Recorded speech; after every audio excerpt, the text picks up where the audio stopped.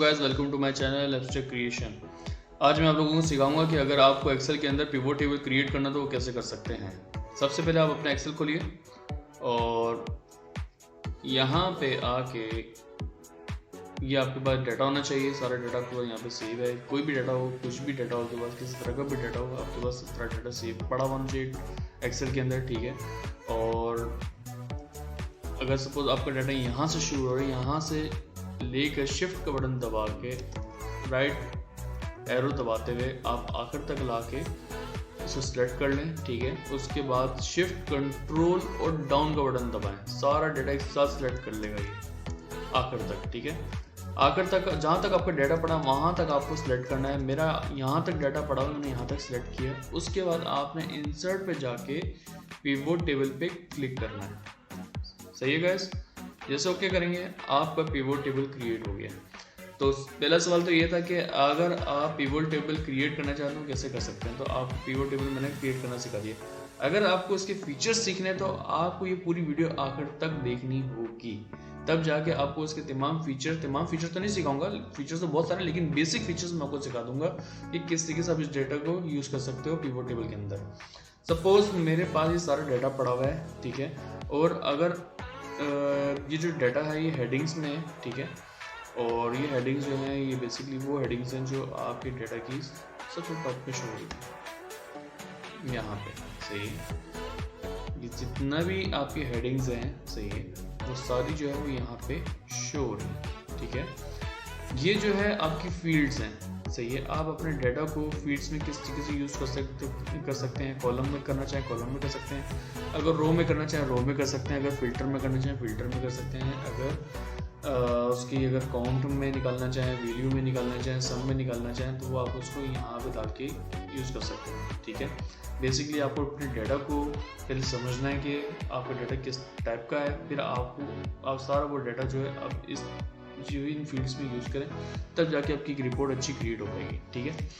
तो जिस तरीके से मेरे पास यहाँ पे सारी हेडिंग्स पड़ी हुई है, मैं हेडिंग्स में से डिपार्टमेंट उठाता हूँ और मैं यहाँ कॉलम में डालता हूँ, तो सारा डाटा जितना भी कॉलम में शो होगा, सही। और अगर मैं यही डिपार्टमेंट उठा के रो में डालूंगा तो सारा डिपार्टमेंट का जितना भी डाटा वो रो में शो होना शुरू हो जाएगा, सही है। अगर यही डिपार्टमेंट का डाटा मैं फिल्टर में डालूंगा तो फिल्टर में मतलब इस तरीके से शो होगा कि मतलब लिखा हुआ तो कुछ नहीं आ रहा, लेकिन आप जब यहाँ क्लिक करोगे तो सारा शो होना शुरू हो जाएगा, ठीक है। और जब यहाँ पे वापस क्लिक करोगे तो फिर आपके पास सारी फील्ड्स इस तरह दोबारा शो होना शुरू हो जाएंगी, मतलब पिवोट फील्ड्स इस तरह शो होना शुरू हो जाएंगी, ठीक है। ये डिपार्टमेंट जब आप इस तरीके से यहाँ पे जब डालेंगे तो सारा जितना भी है डिपार्टमेंट की वैल्यू जो वो यहाँ शो होना शुरू हो जाएगी। 1312 पीस लिखे हुए, 1312 काउंट बता रहा है डिपार्टमेंट के, मतलब कि ये वाला जो डिपार्टमेंट है इसको आप नीचे लास्ट तक सिलेक्ट करेंगे तो यहाँ बता देगा काउंट 1312, सही है। तो वही डिपार्टमेंट में आपको बता रहा है 1312, ठीक है। तो बेसिकली इस फीचर का यूज़ इस तरीके से होगा, ठीक है। तो बेसिकली जो डिपार्टमेंट में जिस तरीके का डाटा मेरे पास शो हो रहा है वो इस तरीके का। तो अक्सर लोग जो हैं इस तरह की जितनी भी कैटेगरीज होती हैं, डिपार्टमेंट्स होते हैं, वो सब जो है रो में यूज़ करते हैं, ताकि रो में इसलिए यूज़ करते हैं, रो में रीड करना आसान होता है डाटा को, ठीक है। कॉलम्स में अब सपोज मैं देखें अभी इसमें तो सिर्फ 5 जो है क्या नाम है रोज़ में डाटा आ रहा है, ठीक है। और सपोज अगर मैं डिपार्टमेंट को हटाता हूँ, मैं सर्च नेम को हटाता हूँ जिसमें जो है डाटा ज़्यादा है, सही। मैं इसको क्लिक करता हूँ, यहाँ पे देखें कितना सारा डाटा शो कर रहा है। अमूमन मेरे ख्याल से जो है ये डाटा 595 डाटा पड़ा हुआ है सर्च नेम के अंदर, ठीक है। अब मैं यही सर्च नेम का डाटा कॉलम में डालूंगा तो बहुत मुश्किल हो जाएगा उसको पढ़ना। ये देखें कॉलम में स्टडी करना, आप यूँ जाते रहेंगे एक ही डाटा करना, सही। तो इसीलिए कोशिश करें आपको जितना भी डाटा सारा रो में शो होगा तो आपको रीड करने में आसानी होगी, सही। ये देखें इस तरीके से, ये देखें आपको आसानी होगी पढ़ने में। और इसी तरीके से जितने भी आप हेडिंग्स को यूज़ करेंगे तो वो और आसानी से इसमें यूज होंगे। मैं आपको पूरी एक फाइल क्रिएट करके दिखाता हूँ, तब आपको समझेगी मैं क्या करना चाह रहा हूँ, ठीक है। अब सपोज देखें मेरे पास यहाँ पे है डिपार्टमेंट, सही है। डिपार्टमेंट को मैं यहाँ पे रख रहा हूँ, सही है। और सब डिपार्टमेंट को मैं यहाँ रख रहा हूँ, सही है। और पहले तो मैं आपको एक चीज़ ये बताऊँगा कि देखिए डिपार्टमेंट है ना, ये मैंने डिपार्टमेंट यहाँ रखा, सही है, रोज में, ठीक है। अब मैं डिपार्टमेंट की क्वांटिटी चेक करना चाह रहा हूँ, क्वांटिटी उठा के अब यहाँ डालना है, सही है। अब यहाँ देखिए सम लिखा हुआ है, सम ऑफ क्वांटिटी लिखा हुआ है। पहले जब डाटा जब यहाँ पे जब मैं डालता था तो वहाँ पे सिर्फ काउंट बता रहा था, काउंट इसलिए बता रहा था क्योंकि जितना भी डाटा था सब मुझे टेक्स्ट फॉर्म में लिखा हुआ था, इसलिए उसको सिर्फ काउंट कर रहा था, वो क्वांटिटी नहीं थी। तो अगर क्वांटिटी होती मतलब 1 + 1 या 2 तो काउंट करके 4 बता देते, सम बता देते, सॉरी, ठीक है। तो डाटा जो है आपका जो है वो टेक्स्ट में मेंशन था तो इसलिए वो सिर्फ काउंट बता रहा था आपको। अभी जो आपको जो यहाँ पे जो डाटा है, हमने जो क्वांटिटी का डाटा डाला वो सारा जो है न्यूमेरिक में है, तो इसलिए उसने डायरेक्ट सम करके बता दिया, ठीक है। तो मतलब कहने का ये कि मेरे पास मेंस लेडीज़ एसेसरीज जो हैं 849 पीसेस हैं, पेंट में इतने पड़े हुए हैं और इतने पड़े हुए हैं। अब ये जो डाटा जो था मैंने डिपार्टमेंट के हिसाब से निकाला था। अब मैं चाह रहा हूँ कि मुझे डिपार्टमेंट के हिसाब से डाटा नहीं चाहिए, मुझे चाहिए सब कैटेगरी के हिसाब से। तो सब कैटेगरी उठा के आप रो में डाल दें, सारा जितना भी डाटा जो है वो आपको सब कैटेगरी वैसे बता देगा।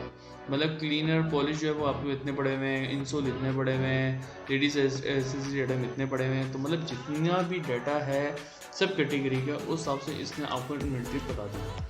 अब आपको शायद ये भी फील हो रहा होगा कि पिवोट टेबल से काम कर रहा है नहीं कर रहा, तो उसकी एक निशानी ये है कि देखिए यहाँ पे लिखा हुआ है आपकी पीसेस 4113 सब कैटेगरी में स्टॉक जो है वो इतना बता रहा है, ठीक है। अब हम सब कैटेगरी को हटा के डिपार्टमेंट डाल देते हैं ताकि मैं आपको क्वांटिटी बताऊं कि डिपार्टमेंट की क्वांटिटी क्या आ रही है, मैच कर रही है नहीं कर रही सब कैटेगरी से, ये दिखाना चाह रहा हूँ। ये देखें गाइस, डिपार्टमेंट हमने सेलेक्ट किया, क्वांटिटी क्या बता रहा है 4113, सही है। अब मैं यहाँ से हटा के सर्च नेम डालता हूँ, सर्च नेम हालांकि इसमें सबसे ज़्यादा स्टॉक इसमें पड़ा हुआ है सर्च नेम में, तो आखिर में क्वांटिटी क्या है वो भी बता देगा, ठीक है 4113। इवन के आप सर्च नेम से उठा के कुछ और डाल दें, यहाँ पे मैं डाल देता हूँ सीज़न, ठीक है। अब सीज़न के हिसाब से चेक करना स्टॉक, तो सीज़न के हिसाब से स्टॉक बता देगा। बेसिकली ये आप किसी को रिपोर्ट करना चाह रहे हैं, मतलब आपके कोई मैनेजर हैं या कोई भी आपके सीनियर मैनेजमेंट के कोई भी पर्सन है जिनके साथ कोई डाटा जो आपके पास जो है इस फॉर्म में पड़ा हुआ है और आप चाह रहे हैं कि मैं ये खिचड़ी उनके साथ नहीं शेयर करना चाह रहा, बस मैं जो है उनको एक खूबसूरत जो है क्या नाम है डाटा में शेयर करना चाह रहा हूँ। जिस तरीके से ये है कि भाई डिपार्टमेंट मतलब मोटी मोटी चीज़ें जो है आप सिर्फ हेडिंग्स के हिसाब से डाटा शेयर करना चाह रहे हैं तो आप इस तरीके से कर सकते हैं। तो ये देखें आपने सीज़न के हिसाब से डाटा निकाल लिया और आप उनको सेंड कर सकते हैं अपनी सीनियर मैनेजमेंट जो भी आपके जिनके सर्वर आप काम कर रहे हैं उनके साथ शेयर कर सकते हैं, ठीक है। तो ये हो गए कि आप अपनी हेडिंग्स को रोज़ में यूज़ करते हुए अपनी इन्वेंटरी कैसे चेक कर सकते हैं। पहला तो फीचर मैंने आपको सिखाया। इसके अलावा आप अब मैं सीज़न को यहाँ से हटाता हूँ, मैं इसमें रखता हूँ सर्च नेम, ठीक है, और उसके बाद मैं डिपार्टमेंट यहाँ रखता हूँ, सही है, और मैं फिर क्या करता हूँ सब कैटेगरी यहाँ रखता हूँ, सब कैटेगरी ऊपर देता हूँ, ठीक है। ये देखिए फिर सब कैटेगरी आ गई, फिर आ गया आपका सर्च नेम और डिपार्टमेंट ऊपर आ रहा है, सही है। अब आप ये कह रहे हैं कि यार आपने जो है सबसे पहले जो है ना सब कैटेगरी रखा था, मतलब कि सब कैटेगरी रखा और फिर सर्च नेम रखा। मैं चाह रहा हूँ कि सब कैटेगरी यहाँ हो और सर्च नेम यहाँ पे हो, तो वो किस तरीके से कर सकते हैं? वो इस तरीके से कर सकते हैं, आप डिज़ाइन में यहाँ पे हैं, ठीक है। डिज़ाइन में आने के बाद रिपोर्ट लेआउट पे क्लिक करें और शो इन टेबलेट फॉर्म पे क्लिक कर दें, सही। ये देखें आपको सब कैटेगरी यहाँ आ गया, सर्च नेम यहाँ पे आ गया और सम ऑफ क्वांटिटी यहाँ पे आ गया, सही है। आप ये कह रहे हैं कि मेरे पास जो है ना ये सब टोटल आ रहा है, सब टोटल नहीं चाहिए मुझे, सही है। तो कोई मसले वाली बात नहीं है, आप सब टोटल पे आएँ और डू नॉट शो सब टोटल पे क्लिक कर दें। जितना भी सब टोटल है सारा नीचे से गायब हो गया, सही है।